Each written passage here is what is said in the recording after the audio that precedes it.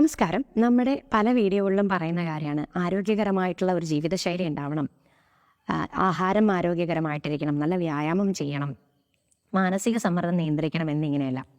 അപ്പോൾ കുറച്ച് പേരെങ്കിലും ചിന്തിക്കുന്നവരുണ്ടാകും, ഇതെല്ലാം പ്രായോഗികമായിട്ട് നടപ്പാകുന്നതാണോ, ഇതിനെക്കൊണ്ടെല്ലാം വല്ല പ്രയോജനമുണ്ടോ, എനിക്കിത് മാത്രമാണോ പറയാനുള്ളൂ എന്നല്ല അല്ലേ.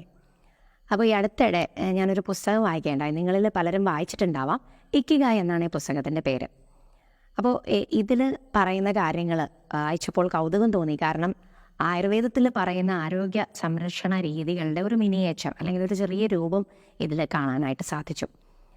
അപ്പം ഇതിൽ പറയുന്നത് ജപ്പാനിലെ ഒരു സമൂഹം ആളുകൾ മറ്റ് ആരോഗ്യ പ്രശ്നങ്ങളൊന്നും കൂടാതെ തന്നെ ദീർഘായുസ് ജീവിക്കുന്നതായിട്ട്, അതായത് പലരും 100 വയസ്സിന് മുകളിൽ തന്നെ ജീവിക്കുന്നതായിട്ട്, വളരെ സന്തോഷപൂർണ്ണമായിട്ടുള്ള ജീവിതം നയിക്കുന്നതായിട്ട് കണ്ടു. അപ്പോൾ ഇവരെക്കുറിച്ച് പഠിച്ചപ്പോൾ, ഇതിൻ്റെ കാരണങ്ങൾ അന്വേഷിച്ചപ്പോൾ കണ്ടെത്തിയ അറിവുകളാണ് ഈ ബുക്കിലൂടെ പങ്കുവയ്ക്കുന്നത്. അപ്പോൾ ഇതിൽ ഏറ്റവും ആകർഷകമായി തോന്നിയ കാര്യം ഇവർക്ക് റിട്ടയർമെൻ്റ് ഇല്ല എന്നുള്ളതാണ്.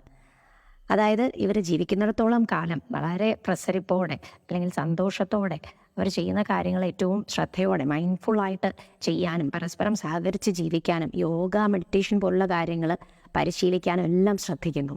അപ്പോൾ ഇത് തന്നെയാണ് ഏറ്റവും നല്ല ഉദാഹരണം, നമ്മൾ ഈ പറയുന്ന കാര്യങ്ങൾ വളരെ ഫലപ്രദമാണ് എന്നുള്ളതിന്. അപ്പോൾ ബുക്ക് വായിക്കാത്തവരുണ്ടെങ്കിൽ തീർച്ചയായിട്ടും വായിക്കുക. അത് തീർച്ചയായിട്ടും ഒരു പ്രചോദനം നൽകുന്ന ഒന്ന് തന്നെയാണ്.